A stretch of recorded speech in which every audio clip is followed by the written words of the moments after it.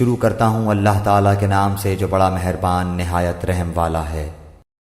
بھلا بتاؤ تو کیا آسمانوں کو اور زمین کو کس نے پیدا کیا؟ کس نے آسمان سے بارش برسائی، پھر اس سے ہرے بھرے بارونق باغات اگا دیے؟ ان باغوں کے درختوں کو تم ہرگز نہ اگا سکتے۔ کیا اللہ کے ساتھ اور کوئی معبود بھی ہے؟ بلکہ یہ لوگ ہٹ جاتے ہیں سیدھی راہ سے۔ کیا وہ جس نے زمین کو قرارگاہ بنایا اور اس کے درمیان نہریں جاری کر دی اور اس کے لیے پہاڑ بنائے اور دو سمندروں کے درمیان روک بنا دی، کیا اللہ کے ساتھ اور کوئی معبود بھی ہے؟ بلکہ ان میں سے اکثر کچھ جانتے ہی نہیں۔ بے کس کی پکار کو جبکہ وہ پکارے کون قبول کر کے سختی کو دور کر دیتا ہے اور تمہیں زمین کا خلیفہ بناتا ہے؟ کیا اللہ تعالیٰ کے ساتھ اور معبود ہے؟ تم بہت کم نصیحت و عبرت حاصل کرتے ہو۔ کیا وہ جو تمہیں خشکی اور تری کی تاریکیوں میں راہ دکھاتا ہے اور جو اپنی رحمت سے پہلے ہی خوشخبریاں دینے والی ہوائیں چلاتا ہے؟ کیا اللہ کے ساتھ کوئی اور معبود بھی ہے جنہیں یہ شریک کرتے ہیں؟ ان سب سے اللہ بلند و بالا تر ہے۔ کیا وہ جو مخلوق کی اول دفعہ پیدائش کرتا ہے پھر اسے لوٹائے گا، اور جو تمہیں آسمان اور زمین سے روزیاں دے رہا ہے؟ کیا اللہ کے ساتھ کوئی اور معبود ہے؟ کہہ دیجئے کہ اگر سچے ہو تو اپنی دلیل لاؤ۔ کہہ دیجئے کہ آسمانوں والوں میں سے زمین والوں میں سے سوائے اللہ کے کوئی غیب نہیں جانتا۔ انہیں تو یہ بھی نہیں معلوم کہ کب اٹھا کھڑے کیے جائیں گے، بلکہ آخرت کے بارے میں ان کا علم ختم ہو چکا ہے، بلکہ یہ اس کی طرف سے شک میں ہیں، بلکہ یہ اس سے اندھے ہیں۔ کافروں نے کہا کہ کیا جب ہم مٹی ہو جائیں گے اور ہمارے باپ دادا بھی، کیا ہم پھر نکالے جائیں گے؟ ہم اور ہمارے باپ دادوں کو بہت پہلے سے یہ وعدے دیے جاتے رہے، کچھ نہیں، یہ تو صرف اگلوں کے افسانے ہیں۔ کہہ دیجئے کہ زمین میں چل پھر کر ذرا دیکھو تو صحیح کہ گنہگاروں کا انجام کیسا ہوا۔ آپ ان کے بارے میں غم نہ کریں اور ان کے داؤ گھات سے تنگ دل نہ ہوں۔ کہتے ہیں کہ یہ وعدہ کب ہے؟ اگر سچے ہو تو بتلا دو۔ جواب دیجئے کہ شاید بعض وہ چیزیں جن کی تم جلدی مچا رہے ہو تم سے بہت ہی قریب ہو گئی ہوں۔ یقیناً آپ کا پروردگار تمام لوگوں پر بڑے ہی فضل والا ہے، لیکن اکثر لوگ ناشکری کرتے ہیں۔ بے شک آپ کا رب ان چیزوں کو بھی جانتا ہے جنہیں ان کے سینے چھپا رہے ہیں اور جنہیں ظاہر کر رہے ہیں۔ آسمان و زمین کی کوئی پوشیدہ چیز بھی ایسی نہیں جو روشن اور کھلی کتاب میں نہ ہو۔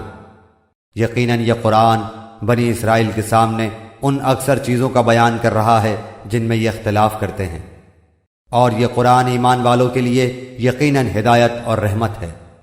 آپ کا رب ان کے درمیان اپنے حکم سے سب فیصلے کر دے گا، وہ بڑا ہی غالب اور دانا ہے۔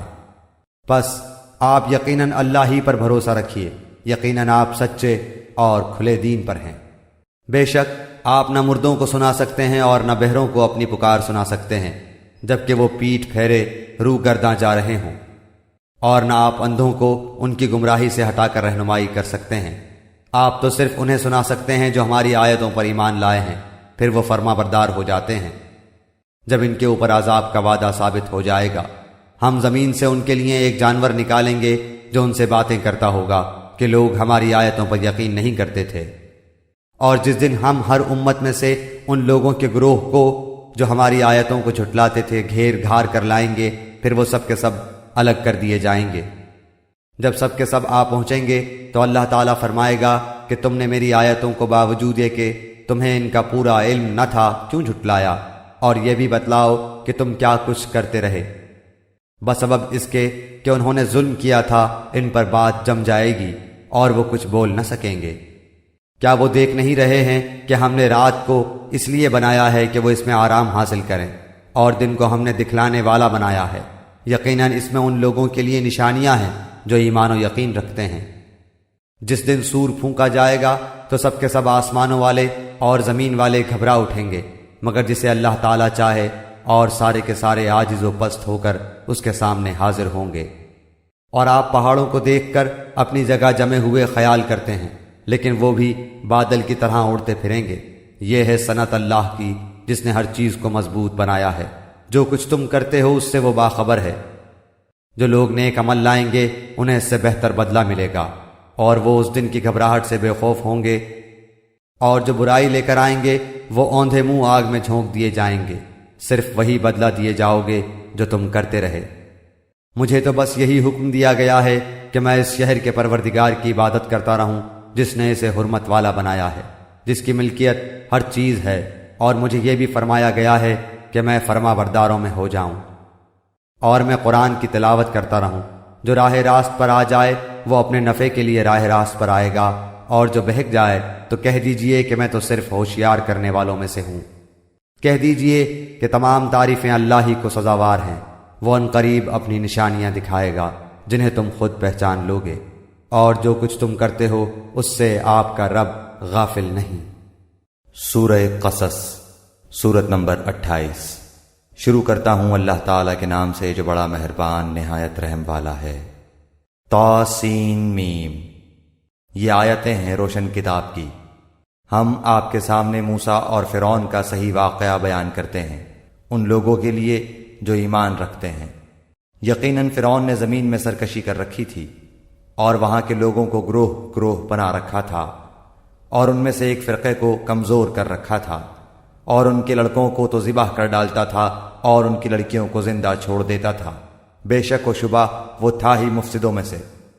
پھر ہماری چاہت ہوئی کہ ہم ان پر کرم فرمائیں جنہیں زمین میں بے حد کمزور کر دیا گیا تھا، اور ہم انہی کو پیشوا اور زمین کا وارث بنائیں، اور یہ بھی کہ ہم انہیں زمین میں قدرت و اختیار دیں، اور فرعون اور حامان اور ان کے لشکروں کو وہ دکھائیں جس سے وہ ڈر رہے ہیں۔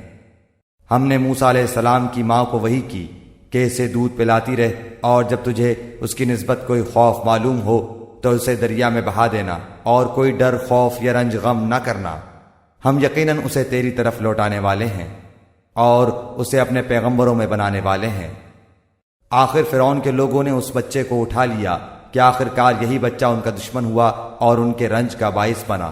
کچھ شک نہیں کہ فرعون اور حامان اور ان کے لشکر تھے ہی خطا کار۔ اور فرعون کی بیوی نے کہا، یہ تو میری اور تیری آنکھوں کی ٹھنڈک ہے، اسے قتل نہ کرو، بہت ممکن ہے کہ یہ ہمیں کوئی فائدہ پہنچائے یا ہم اسے اپنا ہی بیٹا بنا لیں۔ اور یہ لوگ شعور ہی نہ رکھتے تھے۔ موسیٰ علیہ السلام کی والدہ کا دل بے قرار ہو گیا، قریب تھیں کہ اس واقعے کو بالکل ظاہر کر دیتی اگر ہم ان کے دل کو ڈھارس نہ دے دیتے، یہ اس لیے کہ وہ یقین کرنے والوں میں رہے۔ موسیٰ علیہ السلام کی والدہ نے اس کی بہن سے کہا کہ تو اس کے پیچھے پیچھے جا، تو وہ اسے دور ہی دور سے دیکھتی رہی، اور فرعونیوں کو اس کا علم بھی نہ ہوا۔ ان کے پہنچنے سے پہلے ہم نے موسیٰ علیہ السلام پر دائیوں کا دودھ حرام کر دیا تھا۔ یہ کہنے لگی کہ کیا میں تمہیں ایسا گھرانہ بتاؤں جو اس بچے کی تمہارے لیے پرورش کرے، اور ہوں بھی وہ اس بچے کے خیر خواہ؟ پس ہم نے اسے اس کی ماں کی طرف واپس پہنچایا تاکہ اس کی آنکھیں ٹھنڈی رہیں اور آزردہ خاطر نہ ہو، اور جان لے کہ اللہ تعالیٰ کا وعدہ سچا ہے، لیکن اکثر لوگ نہیں جانتے۔